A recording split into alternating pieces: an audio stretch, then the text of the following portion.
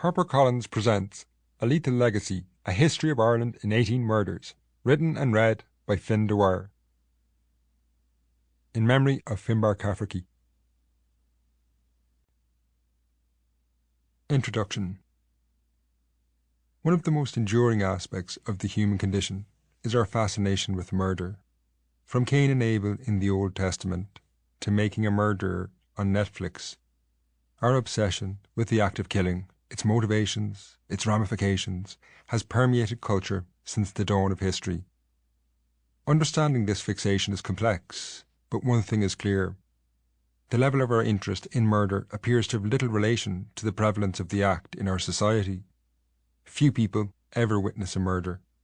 They are much rarer than we imagine and have been for centuries. And yet we surround ourselves with depictions of this crime.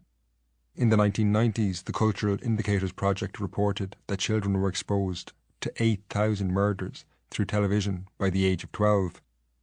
Our 19th century ancestors had their own similar concerns about the frequent graphic depictions of violent murders that appeared in the newspapers of the time. Whatever the case, our cultural obsession remains and has seamlessly transitioned into contemporary online culture, where descriptions of violence abound and true crime has established itself as one of the most popular entertainment genres. Why are we drawn to murder? The reasons behind our seeming insatiable interest in the crime is not immediately obvious. Part of our fascination is undoubtedly rooted in the act itself. Across continents and time, it is a universal taboo, the ultimate transgressive act, a point of no return. How such a crime should be punished and whether it can ever be justified remain topics of relentless debate.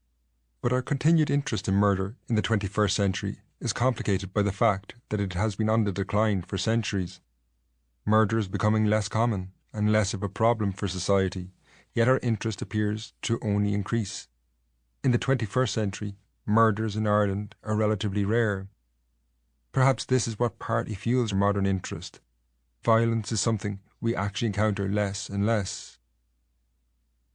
When murder does occur, it is often a personal act, rooted in the interactions of just two people. And yet, personal and intimate though the act may often be, it can just as often have historical implications. With this in mind, I've chosen to traverse over 200 years of Irish history by focusing on 18 murders. While these individual acts of violence are rarely the decisive turning points of history in and of themselves, through an understanding of them, I believe it's possible to illuminate the darker recesses of the past and gain a greater understanding of the context in which they took place. What is often most fascinating for an historian is that in the aftermath of a murder, history tends to slow down. Its lens focuses on people frequently relegated to the footnotes of history or forced off the margin altogether. And people who lived altogether normal, even banal lives are momentarily cast centre stage in the record of their times. The violent act of murder is not by definition useful to the historian, although the interest contemporaries take in the events surrounding a murder are often extremely insightful. To fall victim to a murder, or to stand accused of one, generally means an individual is subject to intense scrutiny. The subsequent investigations, reports, records and commentary provide the minutiae so often lacking in historical records. For example, prisons in 19th century Ireland recorded height, eye colour, hair colour and in some cases even tattoos.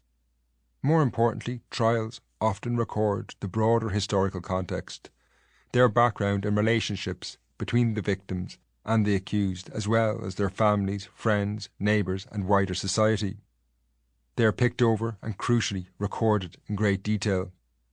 This level of detailed documentation can leave historians with a ringside view of major events in the past, a perspective frequently obscured by the noise of battlefields or the focus on politicians and those at the centre of power.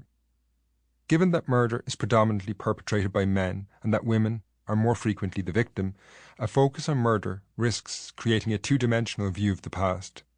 It quickly became apparent that if I focused chapters solely on the killer and their victims, this could create an illusion whereby women were bystanders in the historical process.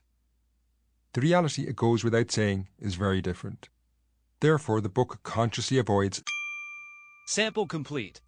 Ready to continue?